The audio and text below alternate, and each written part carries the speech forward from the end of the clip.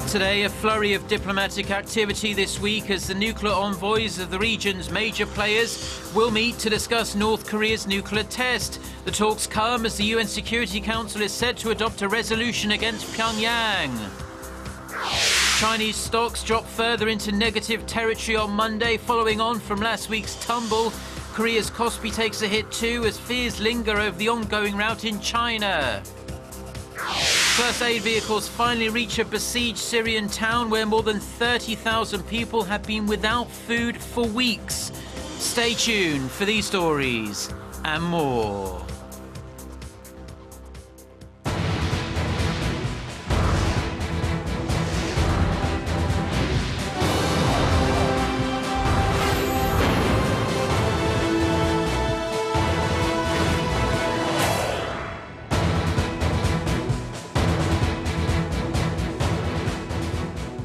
Hello and welcome. It's 6 a.m. on Tuesday, January 12th here in Seoul. I'm Mark Broom and you're tuned in to our early morning edition of Arirang News. And we start with the continued international response to North Korea's fourth nuclear test. The latest development we have is that South Korea's top nuclear envoy has lined up a series of meetings with his counterparts from the United States, Japan, Russia and China that will centre on Pyongyang's latest provocation. While coordination with all four is, of course, vitally important, China is seen as the key, given its sway over its long-time ally. Gwon-swa starts us off. Seoul's Foreign Affairs Ministry announced Monday that representatives of the stalled Sixparty nuclear talks are set to meet this week for a series of discussions. The ministry said it's the result of emergency phone calls between South Korea's Special Representative for Korean Peninsula Peace and Security Affairs Hwang Jung-guk and his counterparts in the wake of North Korea's fourth nuclear test. Hwang is first scheduled to meet his U.S. and Japanese counterparts Sung Kim and Kimihiro Ishikane Wednesday in Seoul to discuss possible responses to Pyongyang's latest act. Hwang will then take the results of the three-way meeting to Beijing Thursday, where he will sit down with his Chinese counterpart Wu Da-wei. The schedule for a bilateral meeting with Russia is also being mediated. Through the series of negotiations with the US, Japan, China and Russia, the government will put its effort in deriving a united response from the international community. Launched in 2003, the six-party talks, which involve the 5 countries plus North Korea, are aimed at finding a way to denuclearize the North, but have been stalled since late 2008. With the 5 nations and the international community looking to push forward with sanctions on the North, all eyes will be on China, the North's closest ally. According to sources on Monday, China has said it will actively cooperate in adopting a new UN Security Council resolution against Pyongyang, but only in a manner that helps in securing peace on the Korean peninsula, showing a more lax stance compared to its immediate response to Pyongyang's test last Wednesday. Gwon-swa, Arirang News. U.S. Secretary of State John Kerry has held telephone talks with his Russian counterpart on North Korea's recent nuclear test. The State Department says Kerry spoke with Sergei Lavrov about Pyongyang's latest provocation, as well as the Syrian conflict, the fight against ISIS and other Middle East issues. It added that both officials vowed to stay in touch and look for an opportunity for face-to-face talks in the days ahead. As well as being a permanent member of the UN Security Council with veto powers, Russia is a member of the long-stalled Sixparty denuclearization talks aimed at getting Pyongyang to abandon its nuclear weapons. President Park Geun-hye will address the nation on Wednesday amid heightened inter-Korean tension following North Korea's fourth nuclear test. She will take questions from reporters following her address. Song Ji-sun has the details. President Park's address to the nation on Wednesday will be her third press conference and 5th statement since taking office.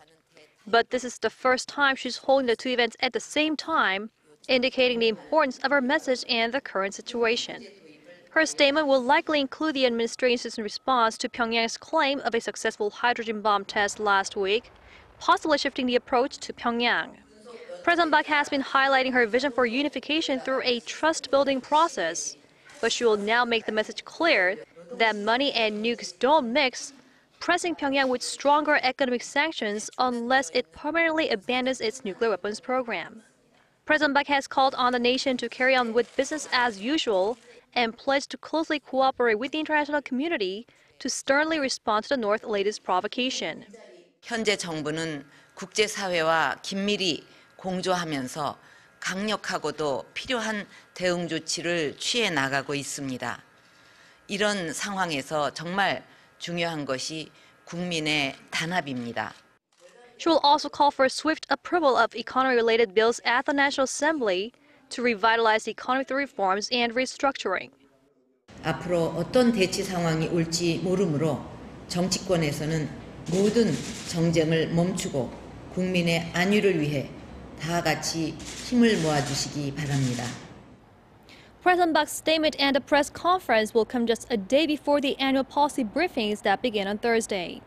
Park will seek to ease the nation's concerns regarding threats coming from North Korea and also to win support for policy initiatives heading into fourth year in office. 송지선, Arirang News. Now, in non-North Korea-related news, there was another big tumble on China's financial markets, and it sent global stocks plunging yet again. Chinese shares closed sharply lower on Monday on the back of weak economic data out of Beijing. It's also taking a toll on the Korean market, a trend analysts say will likely continue for quite a while.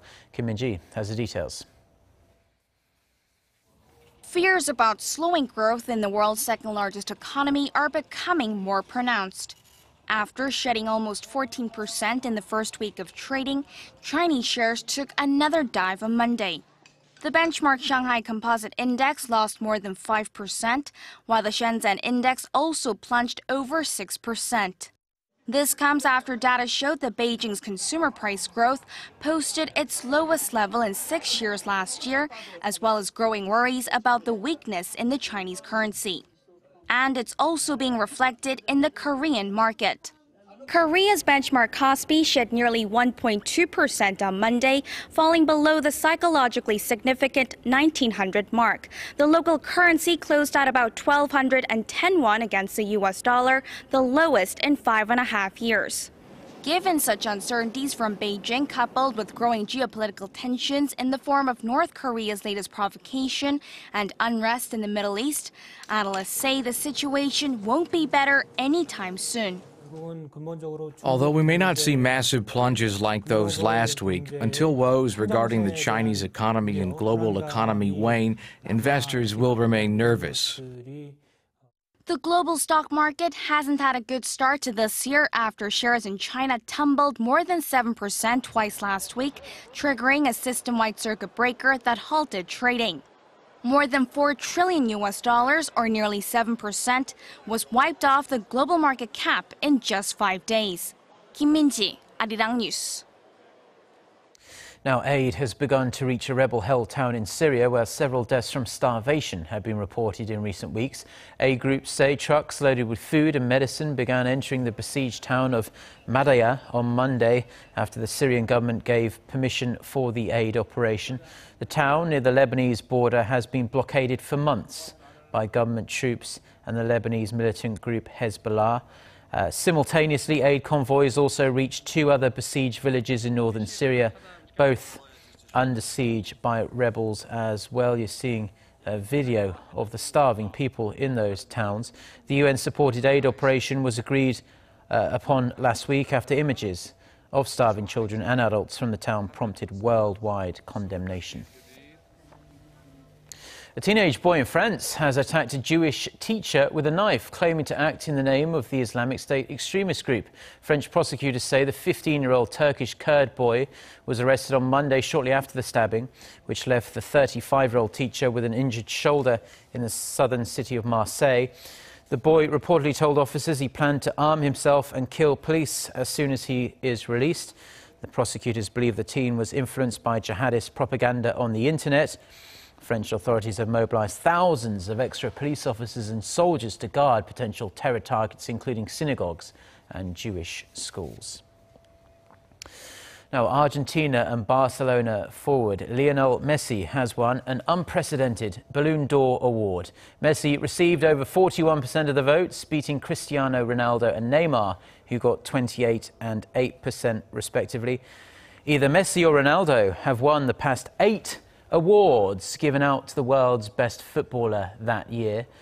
US midfielder Carly Lloyd, who scored a hat-trick in the Women's World Cup final, scooped the Women's Award. Barcelona manager Luis Enrique was named Coach of the Year. Now, smartphones are considered a luxury by some, but for many they've become something they can't really live without. In fact, a new poll shows people in Korea believe smartphones are the most important medium across generations, overtaking now the television. Lee Ji-won has the details. The importance of the smartphone in everyday life has been solidified once again. A new survey by the Korea Communications Commission on some 7,500 people 13 and above showed that the necessity for smartphones increased from 43.9% in 2014 to 46.4% in 2015. The device was voted the most important medium by teens through those in their 40s. For those aged 50 and older, the good old television still reigned as king. But overall, the television decreased in popularity from 44.3% in 2014 to 44.1% last year, losing its lead to smartphones for the first time. The KCC said the shift comes as more older people are choosing smartphones as their go-to media device, catching up to their younger counterparts. The general expectation is that the preference for smartphones will continue to grow for the foreseeable future due to its portability and ability to customize to users' taste. Lee Ji-won, Arirang News. Now, Korea is going to hold a general election in just over 90 days from now, on April 13th to be exact. With the new Liberal Party taking shape and imposing its presence, our Shin Se-min outlines what to expect from Korea's ever-changing political landscape in the months ahead. The main opposition Minju Party of Korea is shrinking. With Kim Kwan-yong announcing his defection on Monday, a total of 11 lawmakers, including political maverick An Chol-soo, have left the party. The list continues to grow. Kwon No-gap, the Minju Party's advisor, and a dozen more lawmakers are planning to leave the opposition bloc, most of them disappointed by Moon Jae-in's leadership. Just yesterday, An Chol-soo formed his own liberal bloc, the People's Party, promising to create new politics by the people and for the people. Chun Jung-bae, a former Minju Party lawmaker, is also gathering support with his coalition called the National Congress, and Park Ju-san unveiled a tentatively named party called the United New Party. The majority of the lawmakers defected represent the Honam region, considered the heart of the Minju Party. Most of them are shifting towards An's new party, further weakening the Minju Party and empowering the People's Party. Support from Honam region is crucial as it holds a key to the outcome of the general elections. An's new party, the People's Party, is quickly establishing itself and amassing strength, with some even speculating it could potentially replace the main opposition party. If the People's Party continues to gain support, it's likely that the balance of power will shift to An's new Liberal bloc. With just 93 days left until the April's parliamentary election, experts say the shift in the political landscape is expected to continue, but it remains uncertain how things will pan out. Shin Se-min, Arirang News. Now, staying with domestic politics, and despite that video there of empty seats, Korea's National Assembly did in fact kick off its January session on Monday, but rival parties continue to wrangle over the passage of some contentious bills and a new electoral map ahead of those general elections in April. Our Ji Myung-gil has the details. The ruling Saenuri Party has become increasingly intent on passing government-led economic bills in January, as December's extra session yielded little progress.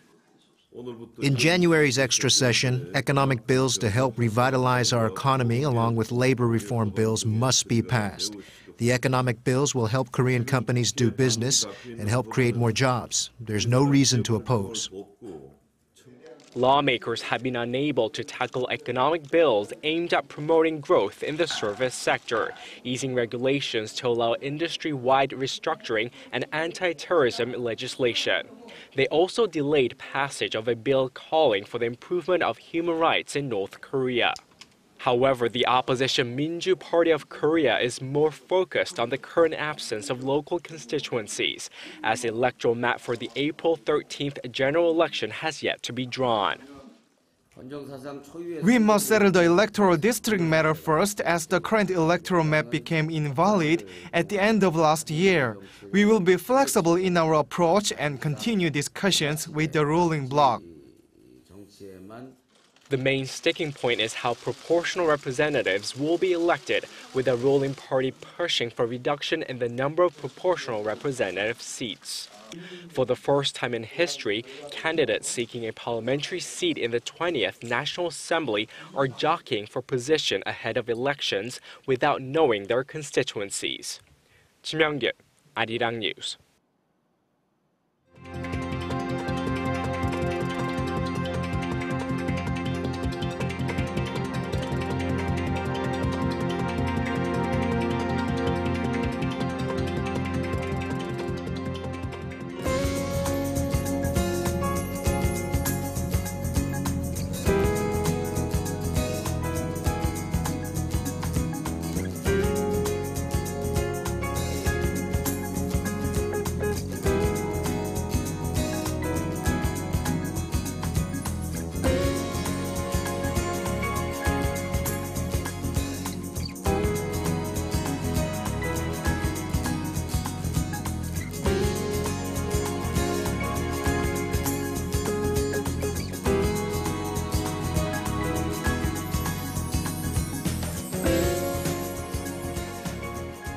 Well, those are the stories we have for you at this hour. For more of the latest, don't forget to check out the website arirang.com/news. Our next newscast is coming up at noon Korea time. Until then, goodbye.